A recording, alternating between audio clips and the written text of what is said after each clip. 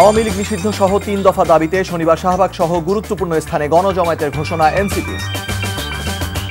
ফ্যাসিবাদ বিরোধী দলগুলোর মধ্যে ফাটল ধরিয়ে আওয়ামী লীগকে পুনর্বাসনের চেষ্টায় সরকার। তারেক রহমান। তীব্র দাবদাহে পুড়ছে দেশ, সর্বোচ্চ তাপমাত্রা চুয়াডাঙ্গায় ৪১.২ ডিগ্রি সেলসিয়াস। শুক্রবারও পাকিস্তানের বিরুদ্ধে হামলার অভিযোগ ভারতের, ৩ বাহিনীর প্রধানের সঙ্গে মোদির বৈঠক।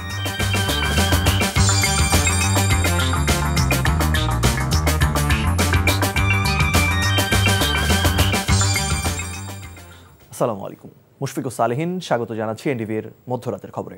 ক্রাউন সিমেন্ট শিরোনাম দেখছিলেন, এবারে পুরো খবর।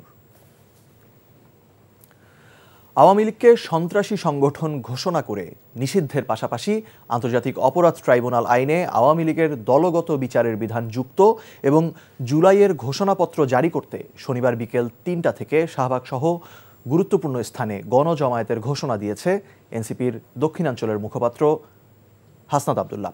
একই দাবিতে ঢাকাসহ সারা দেশে কর্মসূচি ঘোষণা করেছে গণ অধিকার পরিষদ। বৃহস্পতিবার রাত থেকে শুক্রবার দুপুর পর্যন্ত প্রধান উপদেষ্টার বাসভবনের সামনে এবং বিকেল থেকে শাহবাগে অবস্থান নেয় ছাত্র জনতা।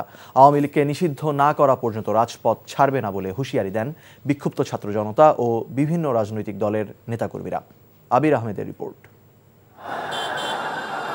গুম, খুন, অবৈধ নির্বাচন সহ পিলখানা ও শাপলা চত্বর ট্র্যাজেডি এবং সবশেষ জুলাই গণহত্যার দায়ে আওয়ামী লীগের রাজনীতি নিষিদ্ধের দাবিতে একটানা ২৪ ঘন্টারও বেশি সময় ধরে আন্দোলন অব্যাহত রেখেছেন বিক্ষুব্ধ ছাত্র জনতা। দাবি আদায় না হওয়া পর্যন্ত আন্দোলন চালিয়ে যাবার হুঁশিয়ারিও দিয়েছেন তারা। মিছিল নিয়ে অবস্থান কর্মসূচিতে সংহতি জানিয়েছেন জামাতে ইসলামী, হেফাজতে ইসলাম, ছাত্র শিবির, ইসলামী আন্দোলন, গণ অধিকার পরিষদ সহ বিভিন্ন রাজনৈতিক ও সামাজিক সংগঠনের নেতাকর্মীরা।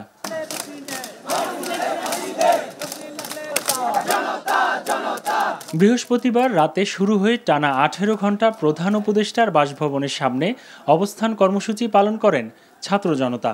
শুক্রবার দুপুরে অবস্থান পরিবর্তন করে বায়তুল মোকাররমের সামনে অবস্থান নেন আন্দোলনকারীরা। সেখানে আন্দোলনে যুক্ত হন অনেকে।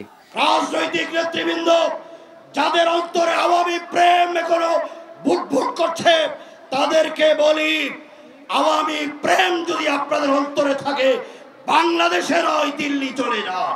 আগামী ৪৮ ঘন্টার মধ্যে সর্বদলীয় সভা ডাকুন। আওয়ামী লীগকে রাজনৈতিকভাবে, সাংস্কৃতিকভাবে, সামাজিকভাবে, সর্বাত্মকভাবে আওয়ামী লীগের রাজনীতি বাংলাদেশে নিষিদ্ধ ঘোষণা করতে হবে। জুলাই জনতা বেঁচে থাকতে বাংলাদেশের কোন নির্বাচনের ব্যালটে নৌকা মার্কা থাকবে না। বিকেলে আন্দোলনকারীরা শাহবাগ মোড়ে অবস্থান নিয়ে আওয়ামী লীগকে সন্ত্রাসী সংগঠন উল্লেখ করে দলটি নিষিদ্ধের দাবি জানান। আপনারা পাড়ায়, মহল্লায়, ভাই বোন, পরিবারে সকলকে আজকে আহ্বান জানাবেন, আজকে রাজপথে আমরা আওয়ামী লীগের ফয়সালা করে আমরা আমাদের ঘরে ফিরব।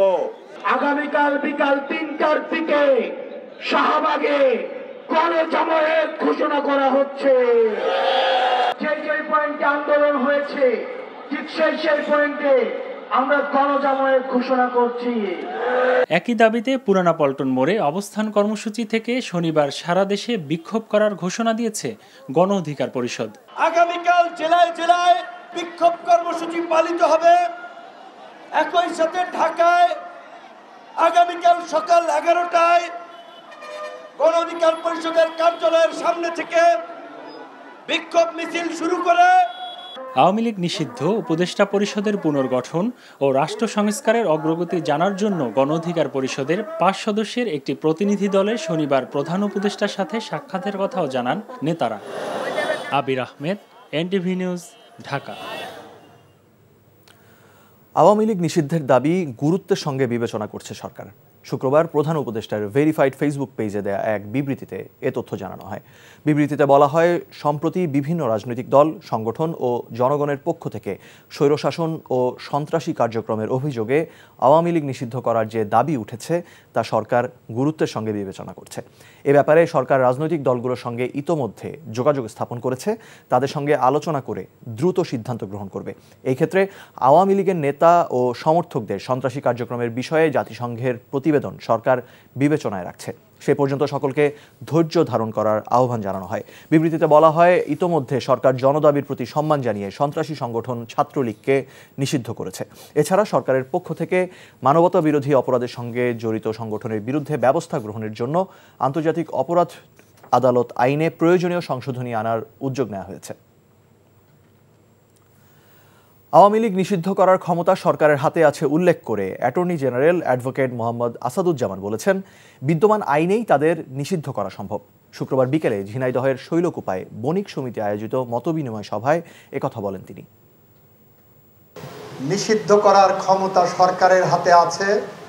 আওয়ামী লীগ ধ্বংসকারী শেখ মুজিবুর রহমান, যিনি আওয়ামী লীগের কবর রচনা করে বাকশাল কায়েম করেছিলেন, সেই শেখ মুজিবুর রহমান কর্তৃক বাংলাদেশে যে কালো আইন প্রতিষ্ঠা করেছিলেন 1974 সালের বিশেষ ক্ষমতা আইন, সেই কালো আইনের 19 ধারায় আওয়ামী লীগ নিষিদ্ধ করার জন্য উপাদান বিদ্যমান আছে। সরকার সংস্কারের নামে সময় ক্ষেপণ করে স্বৈরাচারকে পুনর্বাসনের সুযোগ তৈরি করে দিচ্ছে, এমন অভিযোগ করে বিএনপির ভারপ্রাপ্ত চেয়ারম্যান তারেক রহমান বলেছেন, ফ্যাসিবাদ বিরোধী দলগুলোর মধ্যে ফাটল তৈরি করে আওয়ামী লীগকে সুবিধা দেওয়া হচ্ছে। অন্তর্বর্তী সরকার ঠিকঠাক দায়িত্ব পালন করতে পারছে কিনা এ নিয়েও সংশয় প্রকাশ করেন তারেক রহমান। হাসান মাহমুদের রিপোর্ট। খ্রিস্টান ধর্মাবলম্বীদের পবিত্র ইস্টার সানডে পুনর্মিলনীর অনুষ্ঠান রাজধানীর খামারবাড়ি কৃষি গবেষণা কাউন্সিলের অডিটোরিয়ামে আয়োজন করে খ্রিস্টান ফোরাম। লন্ডন থেকে অনুষ্ঠানে অনলাইনে যুক্ত হয়ে বিএনপির ভারপ্রাপ্ত চেয়ারম্যান তারেক রহমান সমসাময়িক প্রসঙ্গ টেনে বলেন, অন্তর্বর্তী সরকারের প্রতি বিএনপির সমর্থন থাকলেও তাদের সাম্প্রতিক কর্মকাণ্ড জনমনে সংশয় সৃষ্টি করেছে। বিভিন্ন কারণে অন্তর্বর্তীকালীন সরকার তাদের দায়িত্ব পালনে সক্ষমতার পরিচয় দিতে পারছে কিনা এ নিয়ে সমাজের বিভিন্ন শ্রেণী পেশার মানুষের মধ্যে কিন্তু ধীরে ধীরে সংশয় সৃষ্টি হচ্ছে। একজন সাবেক রাষ্ট্রপতি বিমানবন্দর দিয়ে চলে গিয়েছে দেশ ছেড়ে। সরকার নাকি তার এই দেশ ত্যাগের ব্যাপারে কিছুই জানে না। প্রত্যেকের মনে প্রশ্ন উঠেছে, প্রত্যেকে প্রশ্ন করছে, তাহলে অন্তর্বর্তীকালীন সরকার জানেটা কি? সংস্কার সহ নানা ইস্যু নিয়ে বিলম্ব করে সরকার ফ্যাসিবাদ বিরোধী ঐক্যে ফাটল সৃষ্টি করছে বলেও অভিযোগ তারেক রহমানের। সংস্কারের নামে সময় ক্ষেপণ করে অন্তর্বর্তীকালীন সরকার একদিকে যেমন হয়তোবা পলাতক স্বৈরাচার এবং তাতে দোষরদেরকে নিরাপদে দেশ ত্যাগের সুযোগ করে দিচ্ছে, অপরদিকে অত্যন্ত সুকৌশলে নানা ইস্যু সৃষ্টি করে স্বৈরাচার বা ফ্যাসিবাদে বিরোধী যে রাজনৈতিক দলগুলো আমরা যারা মাঠে ছিলাম, দলগুলোর ঐক্যের মধ্যে ফাটল ধরানোর একটা ক্ষেত্র হয়তো তৈরি করতে চাইছে। বক্তারা বলেন, ধর্মকে ব্যবহার করে কোনো বিভাজন নয়। সংখ্যালঘু বলতে বাংলাদেশে কিছু নেই, এখানে সবাই বাংলাদেশি, এই কথাটি আমাদেরকে জোর করে বলতে হবে। আমরা একটা রাষ্ট্র চাই যেখানে সবাই সবার কথা বলতে পারবে, সমান অধিকার থাকবে এবং সে তার ভোট দিয়ে তার প্রতিনিধি নির্বাচিত করতে পারবে। খ্রিস্টান সম্প্রদায়ের নেতারা তাদের বিভিন্ন দাবি দাওয়া তুলে ধরেন বিএনপি নেতাদের কাছে। হাসান মাহমুদ, এনটিভি নিউজ, ঢাকা। বিএনপির স্থায়ী কমিটির সদস্য আমির খসরু মাহমুদ চৌধুরী বলেছেন, স্থিতিশীলতা ও অর্থনীতিতে গণতন্ত্রায়ন না হলে বিনিয়োগ আসবে না, আর নির্বাচিত সরকার না থাকলে স্থিতিশীলতা আসে না উল্লেখ করে তিনি বলেন, স্বৈরাচার বিদায় হয়েছে কিন্তু জনগণের নির্বাচিত সরকার এখনও আসেনি, তাই নির্বাচিত সরকার এলে বিনিয়োগকারীরা আশ্বস্ত হবে। চট্টগ্রামে বিএনপির 3 সহযোগী সংগঠনের সেমিনারে শুক্রবার এসব কথা বলেন তিনি। ইমরুল আহসানের রিপোর্ট। তারুণ্যের ভবিষ্যৎ ভাবনা, ভবিষ্যৎ বাংলাদেশ শীর্ষক 4 বিভাগে ধারাবাহিক সেমিনারের আয়োজন করেছে বিএনপির 3 সহযোগী সংগঠন, যুবদল, ছাত্রদল ও স্বেচ্ছাসেবক দল, যার শুরু চট্টগ্রামে। বন্দরনগরীর এই সেমিনারের মূল বিষয় কর্মসংস্থান ও বহুমাত্রিক শিল্পায়ন নিয়ে তারুণ্যের ভাবনা। নির্ধারিত প্যানেল আলোচকরা উদ্যোক্তা হিসেবে সফল হওয়া সহ তরুণদের সামনে তুলে ধরেন ভবিষ্যতের করণীয় বিষয়ে নানা পরামর্শ। যদি আপনি নারীকে কর্মক্ষেত্রে আনেন, ঠিক পরিসংখ্যানে আসতে পারে, তাহলে এই দেশের 29% উৎপাদন বেড়ে যাবে। তরুণরা কেন এই এতদিন পরে এসে ফিল করলো? কারণ তারা দেখলো বাংলাদেশের বিভিন্ন চাকরির মার্কেট সংকুচিত হয়ে যাচ্ছে। দলমতের ঊর্ধ্বে উঠে সব শ্রেণী পেশার মানুষকে আমন্ত্রণ জানানো হয় সেমিনারে। সাধারণ মানুষের বিভিন্ন প্রশ্নের উত্তর দেন প্যানেল আলোচকরা। বলেন, তরুণদের জাতীয় নীতি নির্ধারণে ভূমিকা রাখার উপযোগী করে গড়ে তুলতে হবে। বিদেশে যে ট্যালেন্টগুলো রয়েছে, আমাদের যে ডায়াসপোরাস রয়েছে, ওনাদেরকে ন্যাশনাল পলিসি মেকিং আমরা এঙ্গেজ করতে চাই। ওনাদের যে এক্সপার্টিস রয়েছে, যে নো হাউ বা নলেজ রয়েছে, যে টেকনিক্যালিটিস রয়েছে, সেটাকে আমরা বাংলাদেশের ডেভেলপমেন্টে ইন্টিগ্রেট করতে চাই। কোনোদিন কারো উপরে ফুললি রিলাই করা যাবে না। প্রত্যেকটা রাজনৈতিক দলের উপরে চাপ বজায় রাখতে হবে। শেখ হাসিনা আর কেউ হবে না, আমি বিশ্বাস করি না, কিন্তু শেখ হাসিনা 10%ও যাতে বিএনপি না হয়ে ওঠে, আমাদের সেই চাপটাও রাখতে হবে। তরুণদেরই এই কাজটা করতে হবে। আমির খসরু বলেন, বিনিয়োগ ও কর্মসংস্থানের জন্য রাজনীতির মতো লেভেল প্লেয়িং ফিল্ড তৈরি করতে হবে অর্থনীতিতেও। জনগণের সরাসরি ভোটে একটা নির্বাচিত সরকার থাকলে জনগণের কাছে বারবার যেতে হয় নির্বাচিত হওয়ার জন্য, তখন স্টেবিলিটি থাকে। আমরা স্বৈরাচারকে বিতাড়িত করেছি, আমরা কিন্তু এখনো বাংলাদেশের নির্বাচিত সরকার হয়নি। যতক্ষণ সেটা না হবে ততক্ষণ পলিটিক্যাল স্টেবিলিটি, রাজনৈতিক স্থিতিশীলতা আসবে না, ততক্ষণ বিনিয়োগ হবে না। তিনি বলেন, নতুন রাজনৈতিক বন্দোবস্তের জন্যই 31 দফা সংস্কার প্রস্তাবনা দিয়েছে বিএনপি। ইমরুল আহসান, এনটিভি নিউজ, চট্টগ্রাম। ছাত্র জনতার অভ্যুত্থানের সময় সংঘটিত গণহত্যার ঘটনায় ক্ষমতাচ্যুত প্রধানমন্ত্রী শেখ হাসিনার বিরুদ্ধে দায়ের করা মামলার তদন্ত প্রতিবেদন আগামী সোমবার দাখিল করা হবে। এছাড়া চাংখারপুল হত্যাকাণ্ডের ঘটনায় আনুষ্ঠানিক অভিযোগ আগামী সপ্তাহে ট্রাইব্যুনালে দাখিল করবে প্রসিকিউশন বিভাগ।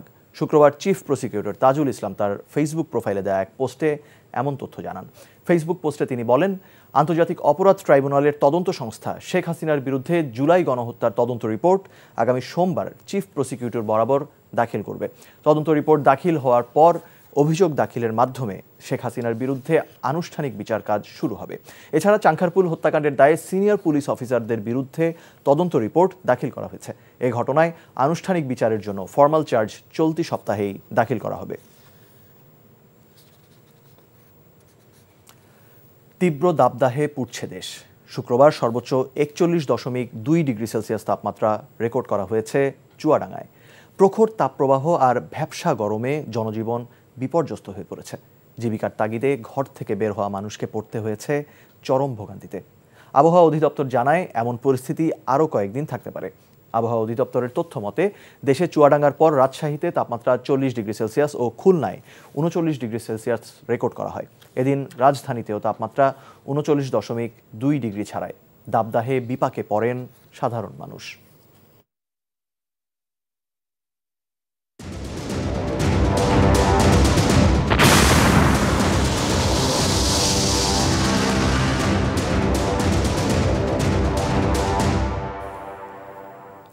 শুক্রবার রাতেও পাকিস্তানের বিরুদ্ধে হামলার অভিযোগ করেছে ভারত। এতে ব্ল্যাকআউটের কবলে জম্মু কাশ্মীর সহ বেশ কিছু এলাকা। এর আগে দিল্লি দাবি করে বৃহস্পতিবার রাতে পাকিস্তানের 300 থেকে 400টি ড্রোন ভারতের 26টি স্থানে হামলা চালায়। তবে পাকিস্তান বলছে ওই দিন ভারতের অভ্যন্তরে হামলায় অংশ নেয়নি পাক বাহিনী। একই সঙ্গে 80টি ভারতীয় ড্রোন ভূপাতিত করার দাবি করেছে তারা। এমন অবস্থায় 3 বাহিনীর প্রধানের সঙ্গে জরুরি বৈঠক করেছেন ভারতীয় প্রধানমন্ত্রী নরেন্দ্র মোদী। এদিকে সংবাদ মাধ্যমের কণ্ঠরোধ অব্যাহত রেখেছে ভারত সরকার। এর ধারাবাহিকতায় এবার দেশটিতে বাংলাদেশের 4টি টেলিভিশনের ইউটিউব চ্যানেল বন্ধ করে দেওয়া হয়েছে। এ কারণে ভারতের দর্শকরা ইউটিউবে যমুনা, 71, বাংলাভিশন এবং মোহনা টিভির কোনো কন্টেন্ট দেখতে পাচ্ছেন না। জাতীয় নিরাপত্তা সংক্রান্ত কারণ দেখিয়ে ভারত সরকারের অনুরোধের পর এ পদক্ষেপ নিয়েছে ইউটিউব। ভারত থেকে ওই চ্যানেলগুলোতে প্রবেশের চেষ্টা করলে একটি বিশেষ নিরাপত্তা সংক্রান্ত বার্তা সামনে আসছে। এছাড়াও শুক্রবার ভারতীয় গণমাধ্যম দ্য ওয়্যার ব্লক করে দিয়েছে মোদী সরকার। এর আগে পাকিস্তানের গণমাধ্যমগুলো নিষিদ্ধের সিদ্ধান্ত নিয়েছিল দিল্লি। ব্রাহ্মণবাড়িয়া রেল স্টেশনে মালবাহী ট্রেনের একটি বগি লাইনচ্যুত হয়েছে। এতে রাজধানীর সাথে চট্টগ্রাম ও সিলেটের রেল যোগাযোগ বন্ধ রয়েছে। সহকারী স্টেশন মাস্টার সাকির জাহান জানান, চট্টগ্রাম থেকে আসা ঢাকাগামী একটি মালবাহী ট্রেন শুক্রবার রাত 10:15টার দিকে ব্রাহ্মণবাড়িয়া রেল স্টেশন অতিক্রম করে। কিছু দূর যাওয়ার পর পৈরতলা রেল ক্রসিংয়ের সামনে গিয়ে একটি বগি লাইনচ্যুত হয়। এতে ঢাকার সাথে চট্টগ্রাম ও সিলেটের রেল যোগাযোগ বন্ধ হয়ে যায়। ভোগান্তিতে পড়েন দূরপাল্লার যাত্রীরা। এদিকে ফরিদপুরের ভাঙ্গায় যাত্রীবাহী একটি ট্রেনের 2টি কোচ লাইনচ্যুত হয়েছে। এতে ঢাকা খুলনার রেল যোগাযোগ বন্ধ রয়েছে। জুলাই গণঅভ্যুত্থানে আহতদের পুনর্বাসন ও ফ্যাসিবাদী শক্তিকে প্রতিহত করার লক্ষ্য নিয়ে আত্মপ্রকাশ করল নতুন প্ল্যাটফর্ম আপ বাংলাদেশ। শুক্রবার রাজধানীর কেন্দ্রীয় শহীদ মিনারে ৮২ সদস্যের কেন্দ্রীয় কমিটি গঠন করা হয়েছে। আলী আহসান জোনায়েদকে আহ্বায়ক করে কেন্দ্রীয় নেতা হিসেবে ৫ জনের নাম ঘোষণা করা হয়। সদস্য সচিব হিসেবে আরেফিন মোহাম্মদ হিজবুল্লাহ, মুখপাত্র শারমিন সুলতানা ইরা, প্রধান সমন্বয়কারী হিসেবে রাফি সালমান রিফাত এবং প্রধান সংগঠক হিসেবে নাইম আহমেদকে মনোনীত করা হয়েছে। এছাড়া জুলাই অভ্যুত্থানে শহীদদের পরিবারের সদস্যরা বক্তব্য রাখেন। তারা বলেন, গণহত্যা এবং ফ্যাসিবাদের ধারক হিসেবে আওয়ামী লীগকে নিষিদ্ধ করা এখন সময়ের দাবি। আহ্বায়ক বলেন, প্রাথমিকভাবে শহীদ পরিবারের পুনর্বাসন ও ফ্যাসিবাদ বিরোধী অবস্থান নিয়েই তারা কার্যক্রম পরিচালনা করবেন। আমাদেরকে অনুপ্রাণিত করবে এবং দের প্রতি যেই দায়বদ্ধতা আমাদের মধ্যে ফ্যাসিবাদী দল পবিত্র কোরআন থেকে তেলাওয়াত করা স্ত্রী ও কন্যা। আমরা এই বাংলাদেশের রাজনৈতিক অঙ্গনে বার্তা দিতে চাই যে বাংলাদেশে জুলাইকে সামনে নিয়ে এই রাজনীতি তৈরি করতে হবে এবং জুলাইয়ের আকাঙ্ক্ষার আলোকে সমস্ত দলের সমস্ত ব্যক্তির মতের মানুষের জুলাইয়ের আকাঙ্ক্ষাকে ধারণ করেই নতুন বাংলাদেশের রচনায় গঠনে এগিয়ে যেতে হবে।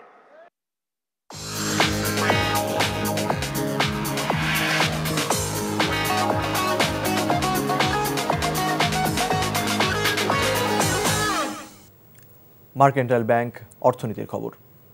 বাজারে সবজির দাম এখনও চড়া। ৫০ টাকার নিচে নেই কোনো সবজির দাম। তবে কমতির দিকে মুরগির মাংসের দাম। ব্রয়লার বিক্রি হচ্ছে ১৭০ থেকে ১৮০ টাকা কেজি দরে। ক্রেতারা বলছেন, মধ্যবিত্তরা বাজারে এখন স্বস্তি খুঁজে পাচ্ছেন না। তবে নতুন চাল আসায় কমছে চালের দাম। রিপোর্ট কায়কোবাদ মাহমুদের। গেল শীতের মৌসুম সহ রমজানে সবজির দামে ক্রেতারা ছিলেন স্বস্তিতে। তবে সেই স্বস্তি এখন অনেকটাই ফিকে। মোহাম্মদপুরের টাউন হল বাজারে কোনো সবজি নেই ৫০ টাকার নিচে। পেঁপে কেজি বিক্রি হচ্ছে ৮০ টাকায়, আর বেগুন মানভেদে ৬০ থেকে ৮০ টাকা কেজি। কাঁচামরিচ ৮০ টাকা কেজি, টমেটো ৫০ টাকা কেজি, লাউ ৭০ টাকা পিস, পেঁপে ৮০ টাকা কেজি। প্রত্যেকটা সবজির দাম বাড়ছে। বাজারের জিনিসপত্রের যে পরিমাণ দাম, এটা যারা মধ্যবিত্ত শ্রেণীর লোক তাদের জন্য এই দামটা সহনীয় পর্যায়ে না। তেলের গায়ে রেট আছে ১৭৫ টাকা, নিচ্ছে ১৯০ টাকা। ঠিক আছে, এরপরে সে বলতেছেন কি আমার এটা পুরানা, সেই কারণে যে আমি এখন ১৯০ টাকা বেচি। চালের দাম রেকর্ড ছুঁয়ে গেল সপ্তাহ থেকে কিছুটা কমতির দিকে। সরু চালের দাম আরও কমে বিক্রি হচ্ছে কেজি ৮০ থেকে ৯০ টাকায়। নতুন চাল উঠতেছে তো চালের দাম কমতেছে।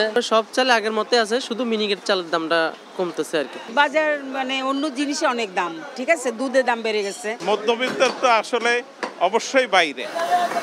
মুরগির মাংসের দামে কিছুটা স্বস্তিতে ক্রেতারা। সোনালী কেজি বিক্রি হচ্ছে ২৭০ থেকে ৮০ টাকায়। দেশি মুরগির কেজি ৬৬০ থেকে ৮০ টাকা। তবে বিক্রি বেশ কম বলে জানান বিক্রেতারা।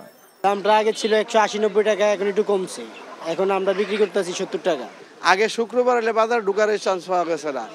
অনেক কাস্টমারের জিগায় কৌতূহল বসত আছে, ঘটনা কি কম খান খেলে গিয়া সামনের সময় খারাপ টাকা পকড়ারাই। গরুর মাংস আগের মতোই ৭৫০ টাকা কেজি। খাসি বিক্রি হচ্ছে ১২০০ টাকা কেজি দরে। এছাড়া মাছের বাজারে রুই মাছ আকার ভেদে ৩০০ থেকে ৪০০ টাকা কেজি, আর ছোট ইলিশ কেজি বিক্রি হচ্ছে ১২০০ টাকায়। কায়কোবাদ মাহমুদ, এনটিভি নিউজ, ঢাকা। প্রবাসের খবর। দেশে প্রবাসীদের পরিবারের নিরাপত্তায় কার্যকরী পদক্ষেপ নেওয়ার আহ্বান জানিয়েছেন আমিরাত বিএনপির নেতারা। এনটিভি আমিরাত প্রতিনিধি মামুনুর রশিদ জানান, শ্রমিক দিবস উপলক্ষে বিএনপি বানিয়াস ও মোসাফফা যুবদল আয়োজিত আলোচনা সভায় এ আহ্বান জানান তারা। আবুল কালাম শহীদের সভাপতিত্বে এবং মোসাফফা যুবদলের সদস্য সচিব হাবিবুর রহমানের সঞ্চালনায় সভায় প্রধান অতিথি ছিলেন আমিরাত কেন্দ্রীয় বিএনপির আহ্বায়ক কমিটির সদস্য জাকির হোসেন খতিব। প্রধান বক্তা ছিলেন মুসা আল মাহমুদ চৌধুরী। বক্তব্য দেন আমিনা বেগম, শাহজাহান মিহা সহ অনেকেই। বিমানবন্দরে এখনও প্রবাসীরা হয়রানির শিকার হচ্ছে অভিযোগ করে এ ব্যাপারে ব্যবস্থা নেওয়ার আহ্বান জানান বক্তারা।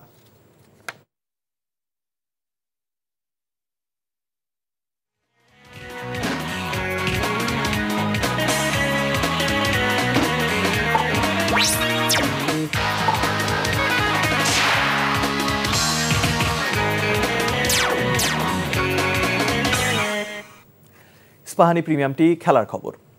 ফুটবল। ভারতের অরুণাচলের গোল্ডেন জুবিলি স্টেডিয়ামে শুক্রবার এ গ্রুপে অনূর্ধ্ব ১৯ সাফ চ্যাম্পিয়নশিপে নিজেদের প্রথম ম্যাচে মালদ্বীপের বিপক্ষে ২-২ ড্র করেছে বাংলাদেশ। এফসি এশিয়ান কাপের বাছাই পর্বে সিঙ্গাপুর ম্যাচের আগে বাংলাদেশের প্রতিপক্ষ চূড়ান্ত হয়েছে বলে জানিয়েছেন বাফুফে সভাপতি তাবিথ আউয়াল। ক্যালেন্ডার অনুযায়ী জাতীয় স্টেডিয়াম সহ অন্য ভেন্যুগুলো আন্তর্জাতিক ও ঘরোয়া ম্যাচে ব্যবহার হবে বলে মন্তব্য করেছেন তিনি। চলতি মাসেই ইংল্যান্ড প্রবাসী কিউবা মিচেল ঢাকায় আসবেন বলেছেন বাফুফের সিনিয়র সহসভাপতি ইমরুল হাসান। রিপোর্ট কুশল ইয়াসিরের।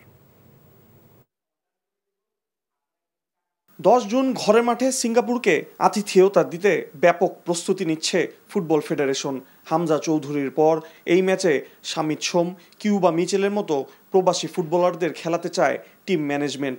তার আগে একটি প্রস্তুতি ম্যাচে অংশ নিতে একাধিক দলের সঙ্গে আলোচনা করেছে বাফুফে।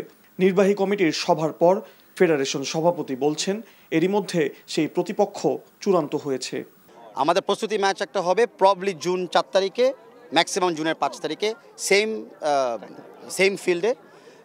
কারা খেলবে সেই ম্যাচে সেটা আমরা এখনও ডিক্লেয়ার করতেছি না, বা আমরা এই ম্যাচটাকে কীভাবে আমরা ইউজ করব প্রিপারেশনের জন্য নাকি জাস্ট এ ফ্রেন্ডলি ম্যাচ সেই ডিসিশন আমরা এখনও নিই নাই। ইংলিশ ক্লাব সান্ডারল্যান্ডের বয়সভিত্তিক দলের মিডফিল্ডার কিউবা মিচেলের বাংলাদেশের হয়ে খেলা নিয়ে ধোঁয়াশা ছিল। অবশেষে বিষয়টি স্পষ্ট করলেন ফেডারেশনের সিনিয়র সহসভাপতি। তার প্রক্রিয়া এগিয়ে চলছে, তো আমরা আশাবাদী এই মাসের 20 থেকে 25 তারিখের মধ্যে হয়তো ওর মা সহ বাংলাদেশ ভ্রমণে আসবে। এদিকে এএফসি ফুটসাল এশিয়ান কাপের বাছাইয়ে খেলার বিষয়ে সিদ্ধান্ত নেওয়া হয় নির্বাহী সভায়। কুশল ইয়াসির, এনটিভি নিউজ, ঢাকা।